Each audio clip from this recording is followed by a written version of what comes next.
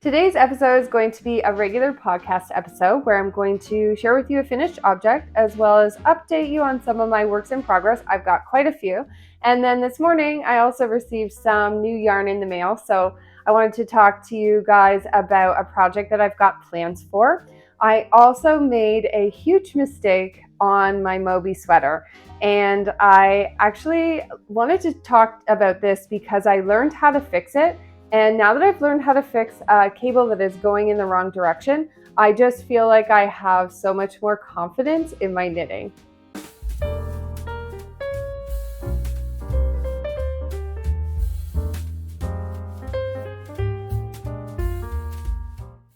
Hi there, welcome back to Knitting by the Bay. My name is Christy and this is a making podcast mostly about knitting, but sometimes other crafts that I might be into at the moment. Today's episode, I'm going to share with you a finished object as well as a bunch of works in progress, some future plans, and I also have a few books that I've been reading and TV shows and movies and stuff like that. I will save that until the end of the episode though, in case you're only here for the knitting, which is totally fine. School is back in session now, so I have a lot more time to devote to my knitting, and so I hope to get some of these works in progress finished up soon because I have a ton of new plans that I've been thinking about and dreaming about, and I would love to get started on those as well. I have way too many whips going on right now. But let's get into the finished object first, which I am keeping in this cute little, what I'm calling a project bag, but it's actually a makeup bag that I got from Winners.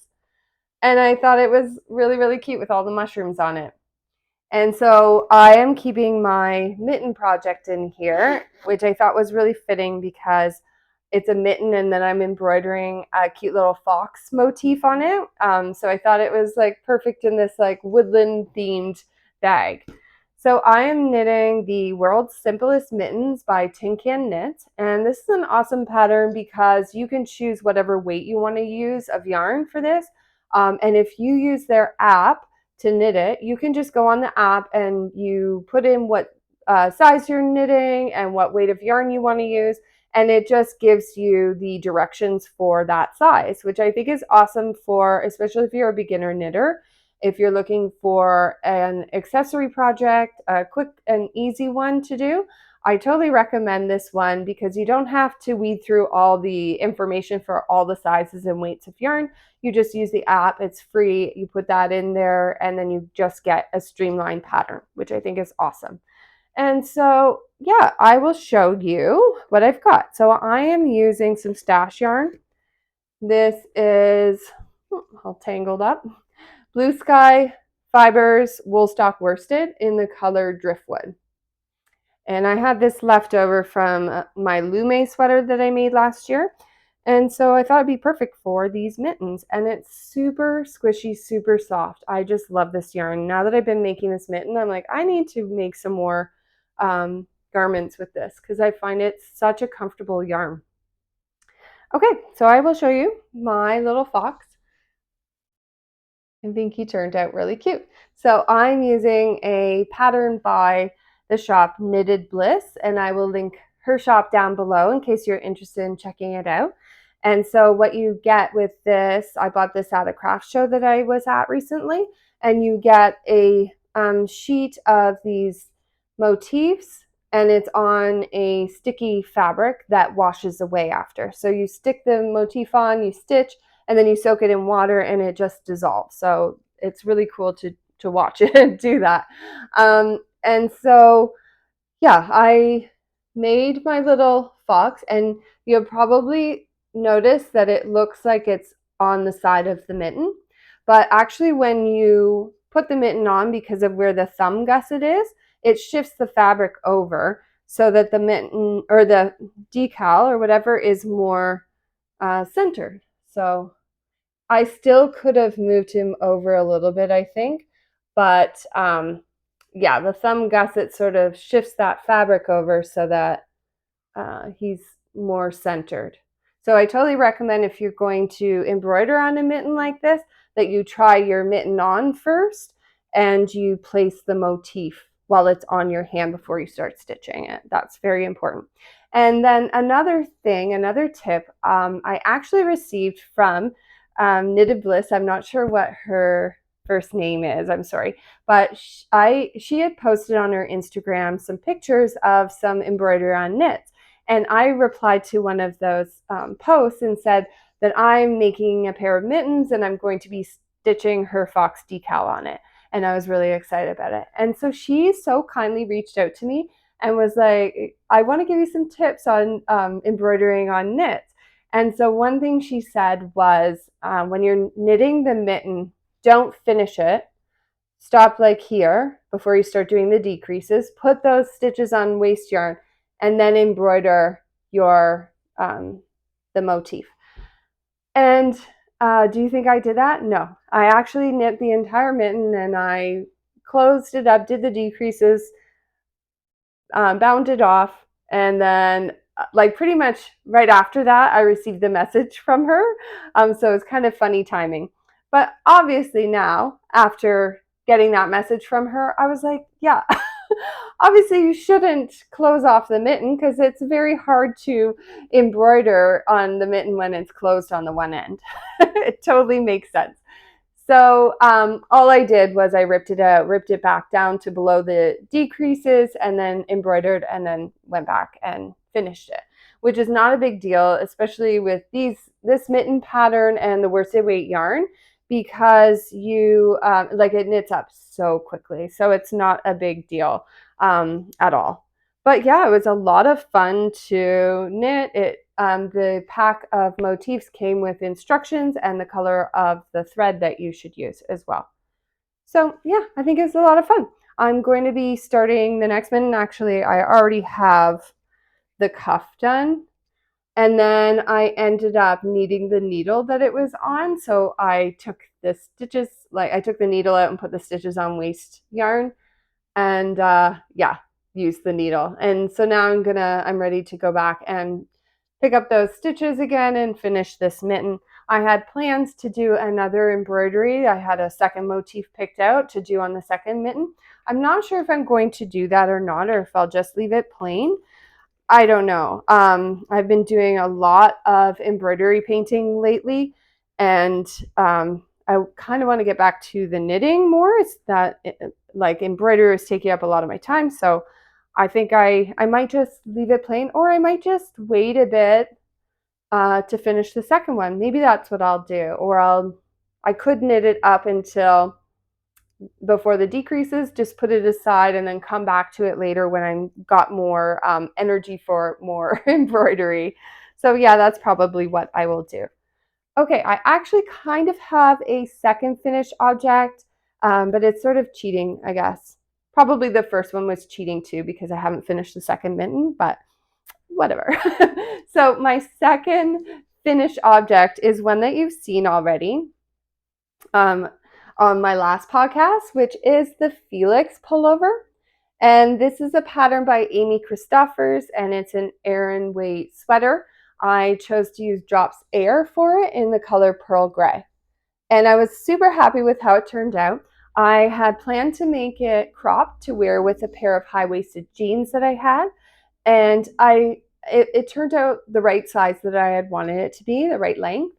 But then I was trying it on a bunch of times, and I just really didn't like the cropped feeling on me. I don't enjoy a crop sweater. I don't know why I keep knitting them. I keep getting very influenced by lots of other people who are making these beautiful crop sweaters, and they look so cute on them. But then when I wear them, because I'm 5'8", I just feel like it looks like a sweater that has shrunk, or I'm wearing a kid's sweater.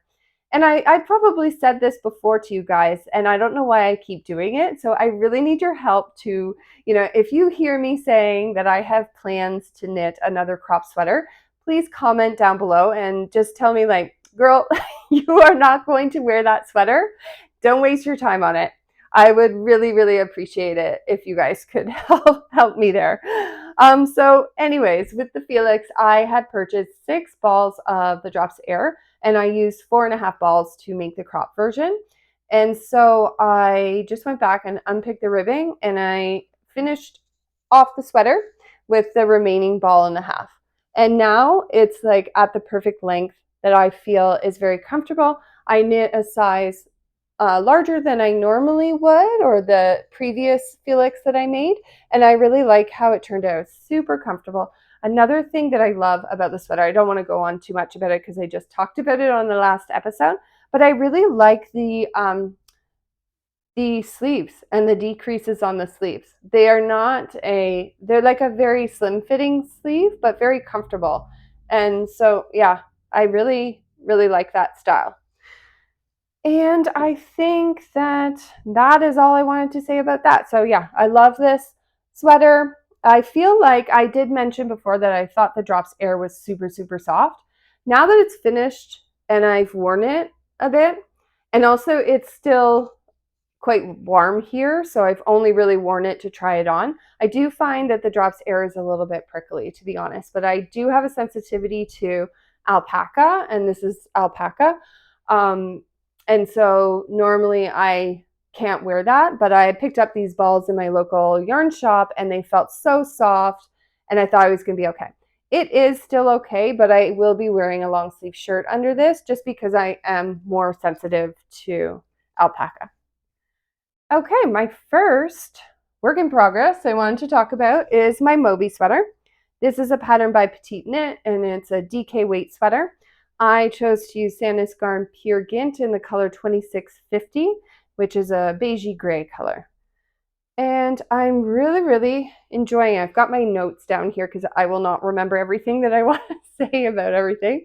But here's what I've got. So on the weekend, I finished the ribbing and I bound off the bottom. And I actually did a tubular bind off, or an Italian bind off. I also did the 2 setup rows that she recommends that you do, which I don't do all the time. If you've watched me before, like on my Felix, I just did Jenny's surprisingly stretchy bind off, and I really like how it looks. But I decided I'm putting a lot of effort into this one. I want to do it exactly like the pattern is suggesting. So I did the setup rows and I did the tubular bind off. And I think it turned out really, really good. I think it looks really nice.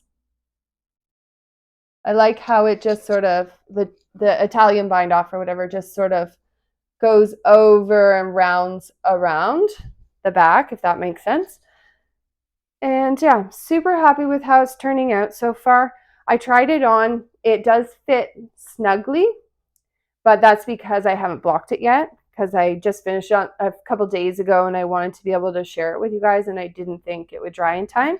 But once I've blocked it and stretched out these cables and the texture and everything, it's going to be a much more oversized, not super oversized, but more oversized than what it is right now. I don't want it to be clingy, and I think once it's blocked, it's going to be the right size. And then it tells you to go on and pick up stitches for the sleeves, but I think I'm going to pick up for the neckband first because I'm interested to see how that looks and try it on and have it look a bit more polished. And also when you do the neckband, sometimes with the neckband on, it will pull up the sleeves a little bit. So if you do the sleeves first and then go back and do the neckband, sometimes your sleeves will end up being shorter than what you actually wanted them to be. So I think that that is what I will do. I'm having a lot of fun with this pattern. I found the chart super easy to do. There's not a lot of cabling. There's only these 2 cables that run down the sides at the front and the back, and you need a cable needle every 10 rows. And it is a 4/4 cable, so it is a little tricky to get that on your cable needle and everything, but it's not difficult or anything. And then the rest of it, like these are right and left cross stitches. There is some what do you call it, twisted stitches in it, but it's very simple once you join in the round. One round you're doing all of those specialty stitches, and then the next round you're pretty much just knitting, other than, you know, there's a bit of purling and a bit of, you know, you're doing the double moss stitch as well, but there's not any, you know, the cross stitches or cabling in that round. So I found it's very relaxing, easy to do. You don't have to concentrate too hard on it. The only thing I felt was a little bit tricky for me was doing the shaping of, you know, the short rows and stuff like that.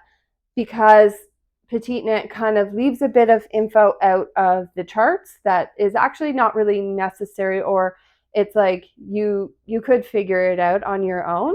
And I think for a more advanced knitter, it would just be second nature. Just what you're doing there. It's very easy to understand. But for me, I kind of had to think a little bit more.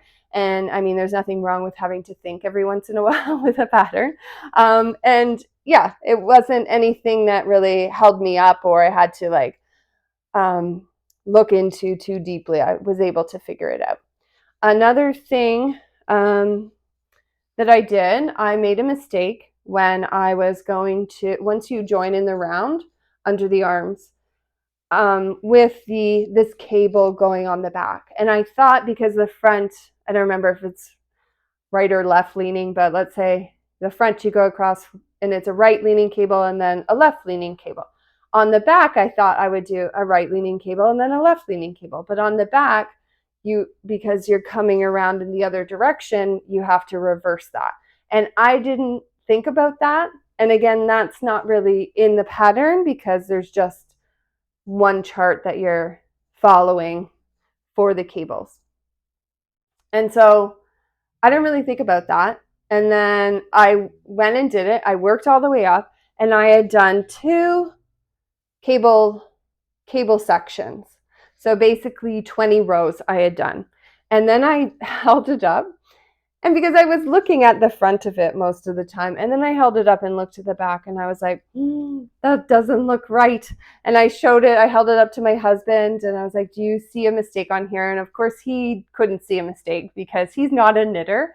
And, he's just like, he doesn't look at little details like that. And so for a moment I was thinking, okay, maybe I'll just leave it. It's not that big of a deal. Most people aren't going to see it. It's on the back. I'm not going to see it anyway. But then I was like, no, I really want this one to turn out properly. So I thought, okay, maybe I will take it off the needles and rip back and then start again. Or part of me thought maybe I will pick back, but then I was like, no, I'm not picking back 20 rows of knitting. That will take me forever. And then I thought, there must be a way to fix your cable without taking it all off the needles, to just fix a section of your knitting. And of course we know, most of us know, unless we're beginners, but we know how to pick up a drop stitch or to fix a stitch like down a few rows that was supposed to be a purl and is a knit. So we know how to do that and to use a crochet hook to fix those mistakes. But I've never ever been able to, I've never ever fixed a cable that's crossed the wrong way. And I think also all of my cable knits that I've done so far have been knitted flat. And this is the first time I'm doing it in the round. And I think that's why I had that mistake. So anyway, I looked it up on Google. And I found a video by, where did I write it? Her name down. Roxanne Richardson. And she posts a video about how to fix a cable mistake mid-row. And so I followed along with that. And what I did, what she teaches you to do, was you knit up to the cable section that you're going to be fixing. And then you take those needles off, stitches off. And in this case, it's 8 stitches because it's a 4/4, and you take them off. And then you use a double pointed needle. Well, you pick out all the stitches, all of them, down to the bottom. So all 8 stitches all the way down to where your mistake is. And for me, that was 20 rows down. Then you're going to use your double pointed needle and you put it in those stitches where you're supposed to change the direction of the cables. So if you did it in the wrong way, you're going to be putting them onto the needles and you twist them like you would with a cable, using a cable needle. So you put them on in the order that you would put it on if you're cabling. And then you just go back and you use another double pointed needle and you will knit those stitches off of this needle using that line of yarn that's running behind. So it's a very short amount of yarn because it's attached here and it's attached on the other side of the cable, and it's very short. But you just, carefully knit those stitches in the right order to fix it. And what's I going to say? You continue up doing that, and then you continue knitting all the rows in between. And then I made 2 mistakes of crossing it the wrong way, so I had to do that again up at that section. And then after, you will have, your stitches are going to look a little bit wonky because you've been pulling that thread, and it's not the same as if you were holding from the ball of yarn. So you kind of just go and you use the needle to adjust those stitches so that they're lying neatly again. And it wasn't that difficult. So much faster than pulling it all out and re-knitting all of those 20 rows. Picking back was not going to be an option for me. But yeah, and then now I feel like I can fix anything, really. Like if I have way back down, I can fix that mistake and not worry about it. I didn't even think to use the double pointed needles like you're actually just knitting with them, just like normal. But it totally makes so much sense. So that was a really great video to watch for that, and I will link her video down below. So thank you so much to her for helping me out, saved me so much time, and saved my Moby sweater. So that was amazing. And now I just feel like I have so much more confidence with my knitting. I think that is all I wanted to say about this. I will be picking up for the neck soon, and I'm really excited to get started on that part of it. Okay, my next work in progress is my Corvid sweater. This is a pattern by Jared Flood, and this one, every time I look at the pattern, all I see is COVID, but it's Corvid with an R in there, and this pattern was designed a long time before COVID, back in, I think, 2016. But yeah, every time I see that, I see COVID. This is a worsted weight sweater, a cardigan. I think actually he calls it a coat. And I am knitting mine on Cascades 220 in River Rock Heather, and I'm holding it together with Knitting for Olive mohair in the color Pearl Gray, because I wanted it to have a more dusty halo over it and a little bit of marling to it. And I'm super happy with how the color is turning out. I think it looks really, really pretty. And the sweater is so squishy and soft, and yeah. So this is what I've got so far. This is going to be hard to show because this sweater is knit in pieces from the bottom up, and then you seam it all together. And this would look like I am done, this is the back. So it looks like, oh wow, you're done. And this is a longish sweater, and you could start on the armhole shaping. But no, this is about halfway done because the sweater comes down to like mid-calf, I think, depending how tall you are. So it's a lot of knitting to make this thing. And I did see on people's projects in the pattern page that it's a beast of a knit. That's what people say. But for me, I think it goes really quickly because it's on worsted weight yarn. And it's really fun to knit because you just do this different kind of ribbing, which is called cartridge rib. And then the rest of it is just knitting and purling. And then every so often, you're going to do a decrease round or decrease on both sides because it's an A-line shaped sweater. So it's very mindless knitting. You just have to keep track of what row you're on and when you have to do the decrease. But it's great for taking in the car or whatever. If I'm out at a family's house or something, I can work on this one. So I've actually got a lot of it done. And I was thinking this is going to take me like all winter to make, but now I'm not so sure. I think it probably will be finished a lot sooner. And what else did I want to say? I also did a gauge swatch. So this is a worsted weight sweater, and I'm holding it with a mohair. So I guess it's more of an Aran weight for me. But I did a gauge swatch and I thought that I got gauge on it, but now I've looked at it and measured, and I have 17 stitches and it should be 20 stitches. So mine is going to turn out a little bit bigger than I had intended it to, but I chose to do, I'm sort of in between a 3 and a 4 size because I have a 38, 39 inch bust right now. And so I decided to size down to the size 3. And so if it's a little bit bigger because my gauge is off, I think that that will be fine. It's a very blankety style sweater that doesn't matter if it's a little bit oversized.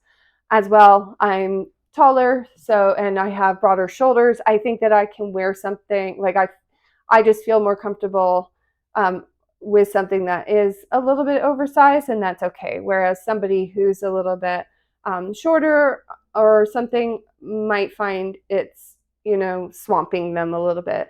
I did read some people's projects for people saying that this sweater is intended for giants. And I do know that the model in the picture, she looks extremely tall. So I don't know, you can keep that in mind. You can always adjust the length that you want to knit it to. Just do your or decreases a little bit faster or at a different rate, and you'll be fine with that. But I do want it to be long, and I am tall, so I think that it should be good for me. I also know that my row gauge is always a lot bigger than what they recommend. I didn't even measure for that because I'm never right on row gauge, and I just, you know, what are you going to do about that? I'm not going to try and figure out how to knit so that I don't have that row gauge. I want it to be a relaxing experience, so whatever. It might be a little bit longer on me, and that's totally fine too. What else do I want to say? I think that's it that I wanted to say on it. It's a fun, relaxing knit so far. All right, so now I've got my third work in progress, and this one I just cast on actually last night, and I was working on it for a while. And this is the Gia Zipper Genser, and this is a pattern by Sandnes Garn, and it comes in the booklet, I think it's 2202. And yeah, it's a DK weight plus lace zip up sweater. And I chose to use Double Sunday in the color Above the Clouds, held together with Knitting for Olive, Mohair, and Soft Blue. So these are the colors that I have here. This is looking a lot more vibrant in the lighting right now. It's more of a dusty blue. And I'm holding it together with this soft blue to give it even more of a dusty sort of look to it. And this is what I've got so far. So this is the back. You cast on for the back, and then you are working short rows to shape the back neckline. Not much to show you guys, but you can see the color of it, I guess. It's more of a dusty-ish blue. And I have made a mistake on this, and I have to rip this all back and start again. So this pattern in the Sandnes Garn booklet is a little bit confusing to understand. And I have heard that before, that their instructions are a little bit more minimal. Again, if you're more advanced, you probably wouldn't have any trouble with it. But for me, it was a little bit confusing. And just the way that they set up talking about the short rows is not like I've seen anywhere else.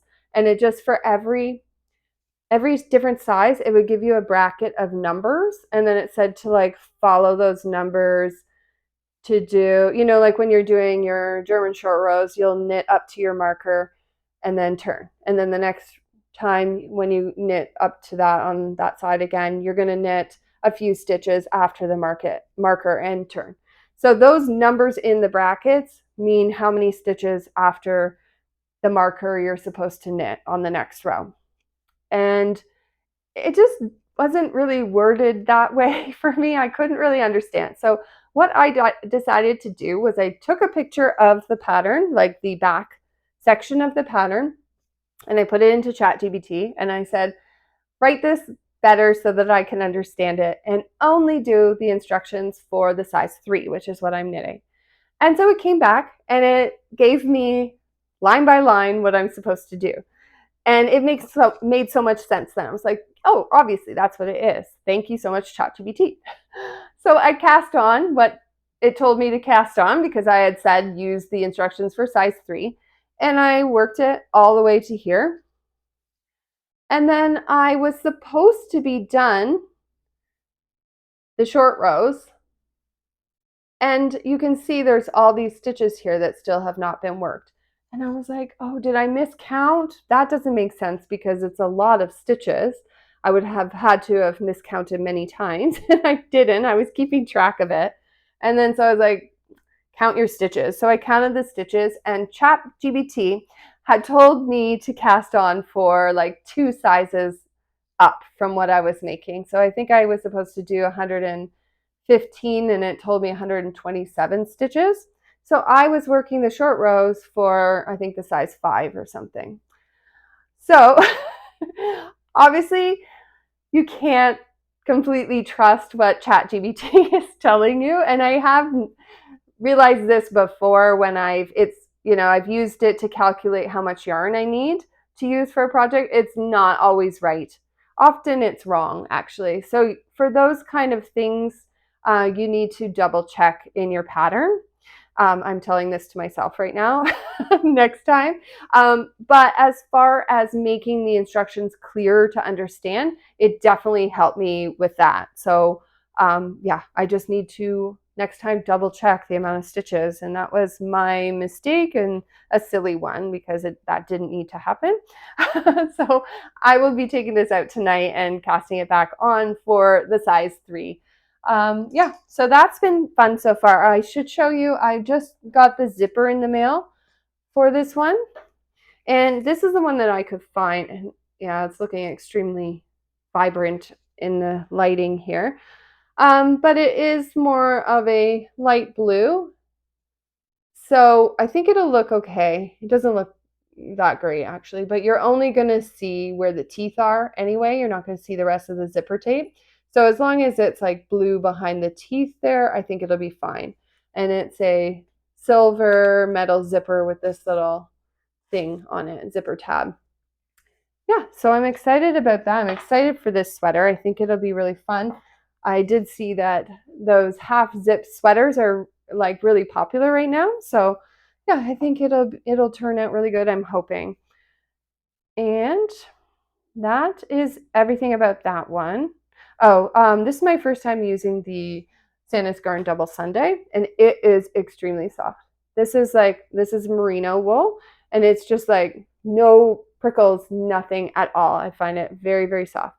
I did hear that the drawback of that is that it will pill a lot, but I think that that's kind of the common thing with the merino wool anyway. I will just have to depill the sweater. Okay, now that is it for my works in progress right now. I just received this morning some more yarn that I had ordered to make a pair of mittens. So I can see right now there's a lot of mohair fluffs flying around. I don't know if you guys can see that, but yeah, that's funny. So I wanted to make a pair of mittens that are going to match my beret that I just made, the Biz beret. And I had used this one, Retro Zaria Vovo, to make the beret. And this is the color 568A. It's a dusty blue color. And so I wanted to use this together with this one, which is Durerum Natura Ulysses in the color Poivre Blanc, or white pepper. And I wanted to hold these together. These are both sport weight yarns. And I want to make the Magenta mittens. And this is a pattern by Carrie Malley. It's a sport weight mitten and really beautiful color work on it. And I really thought that this looks like a lot of fun to make. And what I really like about these mittens is because where I live in Canada, it gets very cold here in the winter. And a single layer mitten doesn't really block out the cold that well, unless you're just going for a quick little walk or something. But if you're actually outside for a while, that mitten, a single mitten, doesn't do it. So these mittens are really cool because they are double lined. So you're going to make another mitten that goes inside of the other mitten. And I think that that will be really cool. So with these as the outer color work, I chose this one for the inside lining. And I'm really liking those colors together right now, like a blue and a beigey and then a red. I think that that looks really pretty together. And what was I going to say? I think that I did read through some of the projects, and some people have problems with their gauge and not being able to fit the other mitten inside this mitten. And so I think what I'm going to do is size up on my needle size, because I do have slightly bigger hands too, and this pattern only comes in one size. So I think I will size up on the needles to do that, which is fine. I also just purchased another 9-inch circular needle, a Chiagu one, and so I'm going to be knitting it that way. So I'm excited about that. I've been practicing using those and just getting used to that feeling, because it did make my hand cramp a little bit at first, but I'm getting used to it now.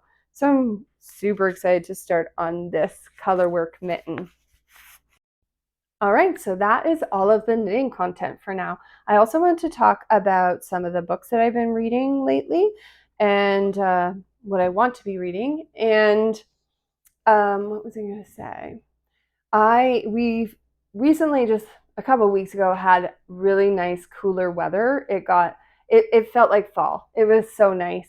And I decided to take myself out on a date, and I went for a walk and went to my local coffee shop, and I got a gingerbread latte, which in my opinion is so much better than a pumpkin spice latte, but that's me. I thought it was so good. And then I walked over to our bookstore that we have in town, and I just looked around, had my coffee, and it was so nice. And so I ended up picking up this book. I have a bookmark in it, but it's actually, I haven't even started on the book yet. It's just in there. So this is Atmosphere. It's a book by Taylor Jenkins Reid. She wrote the book Daisy Jones and the Six, which I am just starting on the audiobook, but just at the very beginning. So I don't really have a comment on that yet. But yeah, I have heard so much about this book. So many great things. And when I went in, I asked the owner of the bookshop if they had this one, and she was like, yes, we have it, and we sell it. So many of these every day. She's like, everybody is loving it. And so yeah, this is a book about so it's a historical love story, and it's about an astronomy professor, and she earns a spot in NASA's astronaut program.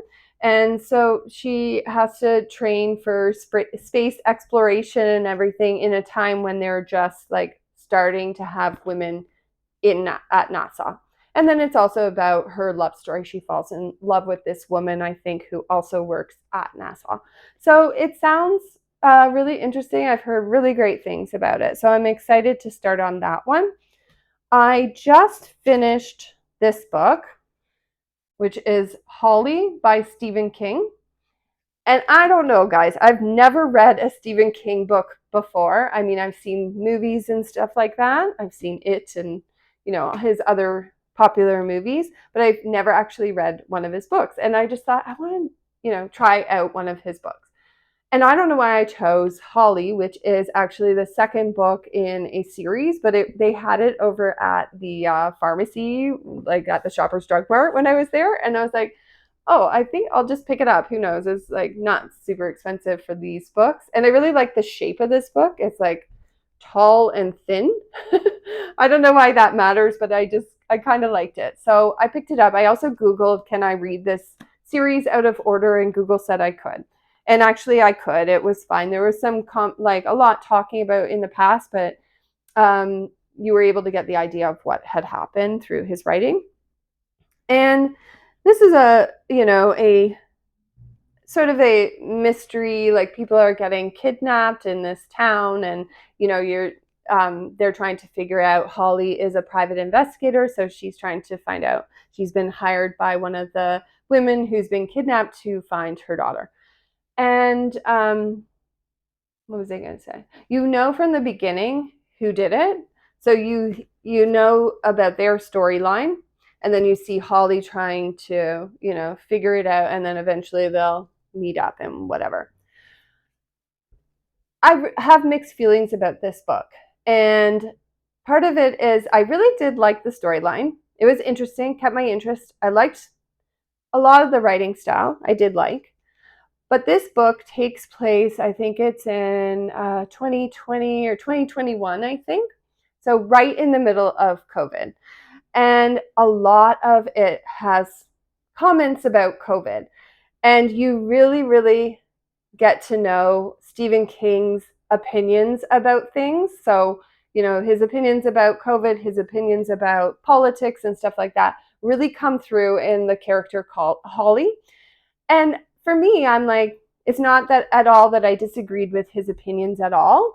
It was just that I didn't think it was necessary to put that much in the book, where it felt like every other page had a mention about COVID and stuff like that. Every other page talked about Trump and stuff. And I didn't think it was necessary for the storyline to include that much. And so I kept reading it. I finished the book. I did like it for the storyline, but I didn't think you had to include all that. And so I went on Goodreads and I kind of looked into it, and I was like, I saw a lot of other people posting about that same thing.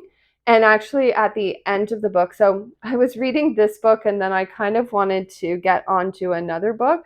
So I was about 3/4 through and I ended up taking the book from the library, the audiobook, and I finished it by listening to the audiobook. And at the end, he has like a little bit after the book to say his opinion about this and how, yes, a lot of people thought he was being preachy and whatever, and why he thought that was important to the storyline. I kind of disagree, but as far as the story goes, I did find it very interesting and kept my interest through the whole thing. Okay, now I wanted to talk about some TV shows we've been watching lately. So my husband and I just finished the show, The Runarounds. This is a show about some teenagers. They've just graduated from high school and they're in a band. And it just talks about their band forming, and there's a lot of like really good music in it, in my opinion, like a lot of stuff from the mid 2000s and stuff that I really liked. Then their music is a little bit more poppy and stuff, but it's still fun to watch. I really like stuff. It's kind of like a lot. I don't want to say a musical because it's just a band performing, but and then there's also a lot of backstory about their families and stuff. There's a lot going on with their parents, and none of them really have great relationships with their parents, but it is a show, I guess, geared towards teenagers. But we really enjoyed it. I thought it was a lot of fun. And then we just watched the movie, the Thursday Afternoon Murder Club movie, which is based on the book series. And I love that. I thought it was a really, really cute movie, and I hope that they make more of those movies. I did try and read the book, the first book, and I could not get into it. I just did not connect with any of the characters in it, which is unfortunate because I really, really thought that I was going to love that series. But I didn't. But the movie I totally loved, and I totally recommend that if you want a cute, like cozy mystery, like type of movie. I think it was great. So my husband and I just went to see a movie this week, and I love horror movies, and he kind of likes them now because I make him watch all of them. And so we went and saw The Conjuring, which is their latest one. I think it's called Last Rites. And we've seen all of them before, and we didn't really have high expectations for this one because there's been so many, and they can probably stop making them now. It's kind of been done. But we had a babysitter for the night, and that was like one of the only things playing. So we went and saw it, and our expectations, in my opinion, were kind of right because it wasn't really that great. There were a lot of jump scares and stuff like that, but the jump scares were all the same thing in a way. It was the same, scary looking person, and I didn't think there was a lot of backstory to it. All right, so that is everything that I had to share with you guys today. Thank you so much for being here and for hanging out with me today.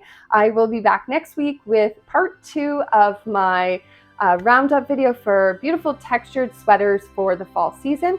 I am holding a giveaway on that one, so if you want to go back and watch that one that I posted last week, part 1, you can comment on there your favorite sweater from the bundle or any textured sweater that you really want to knit, and you'll be entered to win the pattern of your choice. I'm going to be holding the same giveaway on part 2 next week, so I will choose 2 winners, one from each video. So yeah, you can enter and win any pattern that you really want to make. So anyway, thank you guys so much for being here. If you haven't already, please consider subscribing, and if you liked today's video, please give it a thumbs up. And until next week, happy crafting everyone. Bye!